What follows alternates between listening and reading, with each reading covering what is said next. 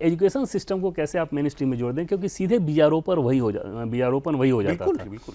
उसको education department के साथ जोड़ के उन मदरसे के जितने भी इंस्टीट्यूट, जितने मदरसे थे, और उसको अब मेन स्ट्रीम वाली पढ़ाई कराई। अच्छी बात है। मैं हम लोग क्योंकि खुल के बात करते हैं इस प्रोग्राम में, तो मुझे तो एक किताब मैंने पढ़ी, वहाँ के एक बहुत सीनियर जर्नलिस्ट, मैं एकदम से नाम भूल रहा हूँ, उन्होंने एक इंसिडेंट लिखा, उसमें लिखा था कि उनका बेटा स्कूल में जाता था और वो बात कर रहे थे ये लेट 90s अर्ली 2000s की, जब बहुत पीक पे चलता था वहाँ पर अलगाववाद टेररिज्म। तो उन्होंने कहा कि उनका बेटा स्कूल गोइंग बॉय वो अचानक से बड़ा धार्मिक हो गया। तो उस दिन उन्होंने कहा कि मैंने अपनी पत्नी से कह दिया कि अपने बेटे को भूल जाओ, कि अब ये कब छोड़ के चला जाए तुम्हें, कब इसके साथ कुछ हो जाए तो गम ना मनाना, मैं तुम्हें आज ही बता रहा हूँ। वो स्कूल में जाने वाला बच्चा था। उन्होंने कहा कि उसने ये सारी उसके अंदर जो रेडिकलिज्म आया वो स्कूल से आया था। ये सारे इंजेक्शन वो स्कूल के लेवल पर ही वो करते थे सब, और उसके लिए बाकायदा सौरभ ऐसा नहीं था कि ये रातों रात ये फैसला कर लिया गया, इस तरह की चीज़ें कर ली गई।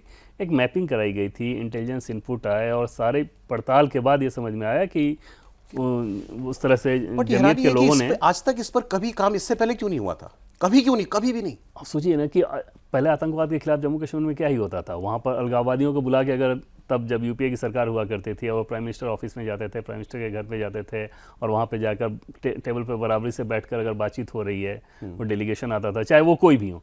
आज अलगाववाद वाली लाइन पे सौरभ कितने भी बड़े नाम हो, उनके साथ क्या हश्र हो रहा है, और आज वो कहाँ पहुँच गए, मीरवाइज वगैरह सब खामोश। कोई भी नाम अब देखिए कहाँ स्थिति आपके पीछे लोग नहीं, सिस्टम आपको बिल्कुल उस रूप में उत्साहित नहीं करता कि आपसे कोई बार्गेन भी होगी।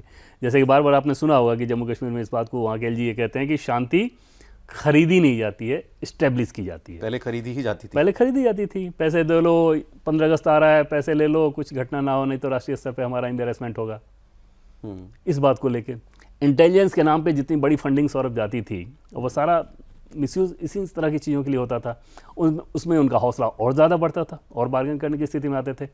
अब क्या है, गृहमंत्री अमित शाह की लाइन, प्रधानमंत्री मोदी की लाइन की, एकदम इन सारे इश्यूज पे तो कोई डिस्कशन ही नहीं है। अलगाववाद छोड़िए, और ये सिर्फ ऐसी में नहीं था सर, नक्सल में भी आपने यही केस देखा कि जब भी गृहमंत्री अमित शाह को कोई ये मैसेज आता था किसी राज्य के मुख्यमंत्री के द्वारा कि इस तरह का नक्सली है, वो बातचीत करना चाहता था, तो यहाँ से सीधे एक लाइन होती थी कि बातचीत क्या करना, हथियार छोड़ना है, छोड़ दे बात। एक घटना की बात अगर हमने नहीं की तो चर्चा अधूरी रह जाएगी। जैसे पहलगाम एक एबरेशन था, उसके बाद जो दिल्ली का जो धमाका हुआ था, वो डॉक्टर्स वाला जो कांड था, उसके बाद भी काफ़ी क्लीनिंग अप हुआ मेरे ख्याल में। बिल्कुल सर, और उस सेक्टर में खासतौर पे ये टारगेट रखा गया कि अगर इतने पढ़े लिखे लोग, क्योंकि आप उस तरह के एजुकेशन सिस्टम से जो निकल के आए हैं, जिसकी हम लोग बात कर रहे हैं, निकले तो वहीं से हैं, निकले सब वही हैं, तो दिमाग में जो जहर भरा हुआ है, उस जहर को न्यूट्रलाइज करना हो तो उसके लिए कई फ्रंट पे आपको काम करने होंगे, और उस तरह के काम लगातार आपको दिख रहे हैं।